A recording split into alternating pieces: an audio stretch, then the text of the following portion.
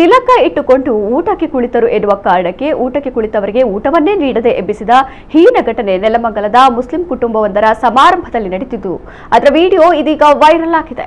ಇಸ್ಲಾಂಪುರದ ನಿವಾಸಿ ಸಮೀವುಲ್ಲಾ ಎಂಬಾತರ ಮಗನ ಮದುವೆ ಸಮಾರಂಭ ನಡೆದಿದ್ದು ಮುಜಾಮಿಲ್ ಪಾಷಾ ಹಾಗೂ ಸಾನಿಯಾ ಎಂಬವರ ಮದುವೆ ಹಿನ್ನೆಲೆಯಲ್ಲಿ ಹಲವು ಮಂದಿ ಮದುವೆಗೆ ಬಂದಿದ್ದು ಊಟ ಮಾಡ್ತಾ ಇದ್ರು. ಈ ವೇಳೆ ಕ್ಷೌರಿಕ ಕೆಲಸ ಮುಗಿಸಿ ಮದುವೆಗೆ ಬಂದಿದ್ದ ರಾಜು ಎಂಬವರು ಊಟಕ್ಕೆ ಕುಳಿತ ವೇಳೆ ಅವಮಾನ ಮಾಡಲಾಗಿದೆ ಎಂದು ತಿಳಿದು ಬಂದಿದೆ. ತಿಲಕ ಇಟ್ಟುಕೊಂಡು ಊಟಕ್ಕೆ ಕುಳಿತಿದ್ದ ರಾಜುವನ್ನ ಕಂಡ ಕೆಲವರು ನಿಮಗೆ ಊಟ ಹಾಕೋದಿಲ್ಲ ಎಂದಿದ್ದಾರೆ. ನಿಮ್ಮನ್ನ ಯಾರು ಕರೆದಿದ್ದು ಎಂದು ಅವಮಾನ ಮಾಡಿದ್ದಾರೆ. ಹಿಂದೂಗಳಿಗೆ ನಾವು ಊಟ ಹಾಕೋದಿಲ್ಲ, ಇಲ್ಲಿಂದ ಎದ್ದು ಹೋಗಿ ಎಂದು ಕಳುಹಿಸಿದ ವಿಡಿಯೋ ಇದೀಗ ವೈರಲ್ ಆಗಿದೆ.